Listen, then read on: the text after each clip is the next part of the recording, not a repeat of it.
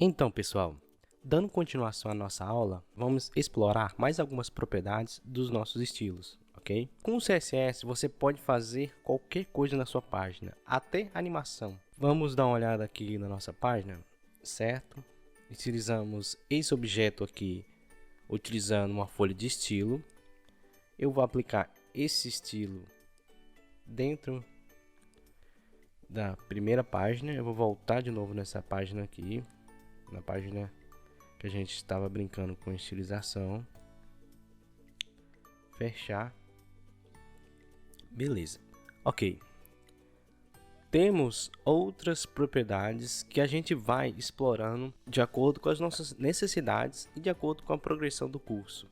Eu vou te mostrar mais outras propriedades que a gente pode aplicar no objeto, como animaçãozinha, efeito de evento, por exemplo, quando alguém passar o mouse, alguma coisa acontecer, mudar de cor ou mudar o tamanho, e tudo isso dá para fazer com o próprio CSS. A gente consegue fazer isso.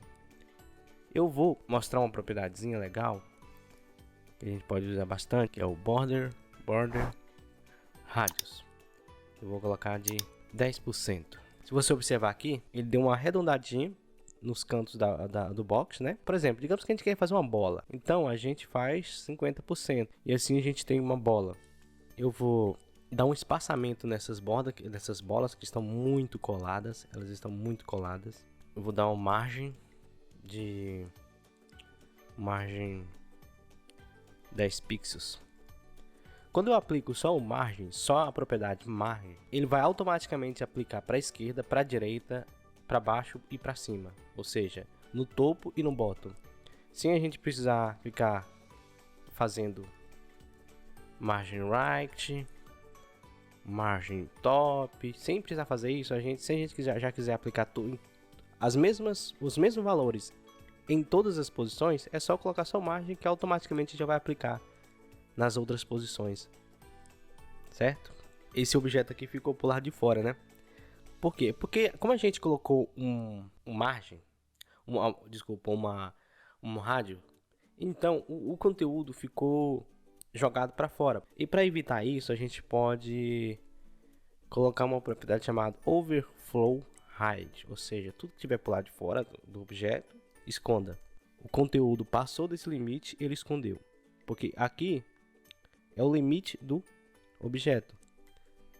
Vou tirar o rádio, vou diminuir para 20%. Aí, ó, 20% a 50%. Vamos centralizar esse objeto aqui, colocando um text align, ou da propriedade text align.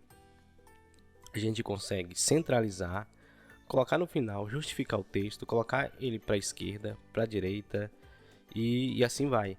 Você pode ir explorando essas propriedades, colocar em centro.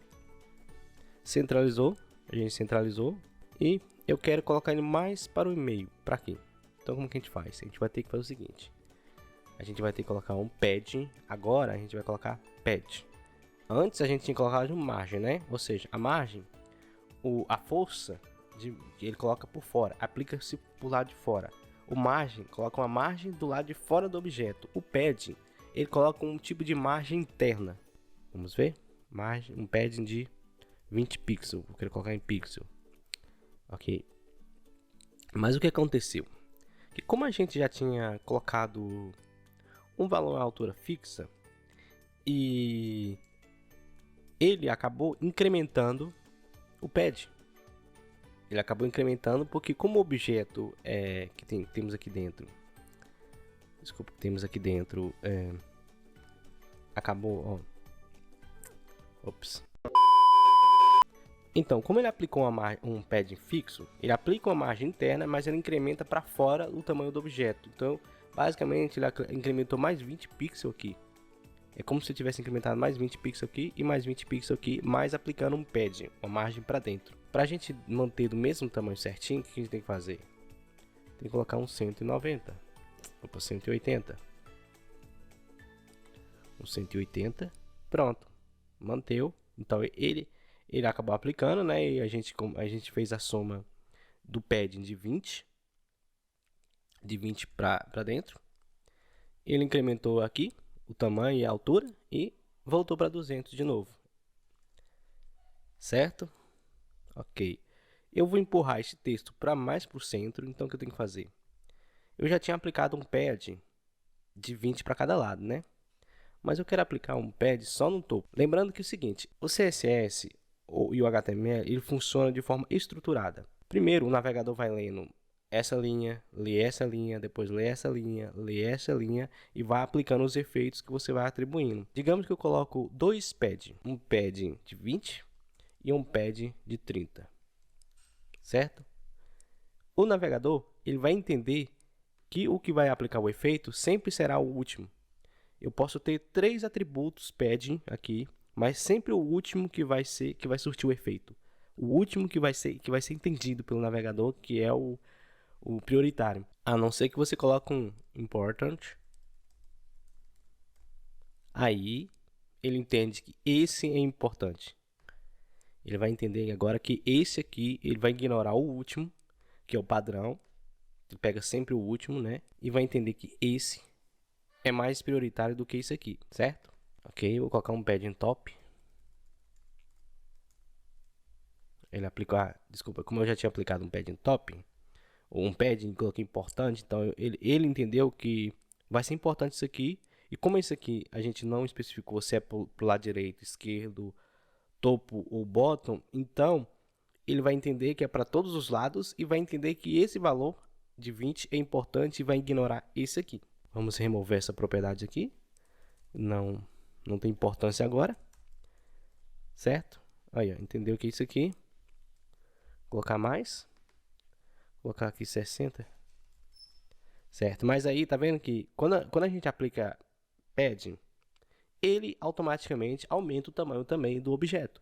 Então a gente vai ter que fazer o seguinte. Vai ter que diminuir o tamanho da altura.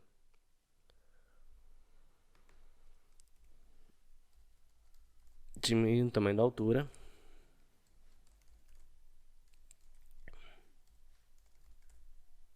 Certo? Aí, ó. Ele aplicou o efeito, jogou mais para dentro. Outro atributo interessante que a gente vai testar agora é o color. Ele aplica uma cor no texto que a gente tem dentro do objeto. Se eu colocar color, as cores, aqui eu tenho uma lista de cores, eu posso colocar como nome tanto o código RGB dessa cor. Ou vou colocar branco, o código RGB de branco é FFF. Certo? Aí, ó. Agora meu texto, eu disse para o navegador aplicar uma cor branca para os textos. E como eu estou herdando a classe box em todas as minhas divs, então esse atributo, essas propriedades, essa estilização, ela está sendo aplicada para todas as boxes. Todas as boxes estão recebendo o mesmo estilo. Mas eu quero fazer diferente. Eu quero que essa box seja branca, mas essa aqui seja amarela, por exemplo. A cor do texto, né? Então, qual é o ID dela? Ela é 2. Então, eu vou no box 2, color, yellow. Aplicou a cor amarela no box 2. Entendeu que esse valor é em particular. Então, a gente tem um valor em particular, uma cor diferente em particular na box, que automaticamente vai substituir o que já foi herdado e vai entender que sempre é o último, que é esse valor aqui que vai ser o prioritário, porque eu estou dizendo que a box 2, a box ID box 2 vai ter uma cor amarela, não a cor branca que é herdada na classe, certo? E eu quero dizer também que a box 3 vai ter uma cor, vamos dizer assim, black, preto, ok? Certo, muito bem. Outra propriedade que a gente pode explorar um pouco, que é a opacidade. Se você quer deixar o seu objeto mais opaco dentro do corpo HTML, você pode utilizar a propriedade opacity 0.09.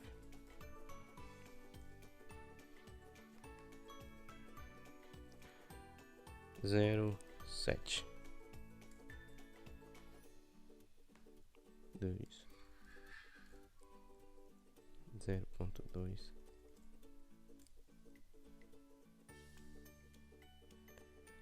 Eu coloquei essa propriedade aqui, mas nada aconteceu. Por que nada está acontecendo? Porque não existe nenhuma box 4 no nosso HTML. Então, o navegador não vai encontrar nada, nenhuma referência desse box 4. Eu quero colocar no box 3. Então, agora aplicou o efeito. Vou colocar 0.8. Aí, agora eu tenho 80% de opacidade. É como se fosse 80% de opacidade. Vou colocar 0.9. 90% de opacidade. E 100% de opacidade, ok? Muito bem, obrigado e até a próxima aula.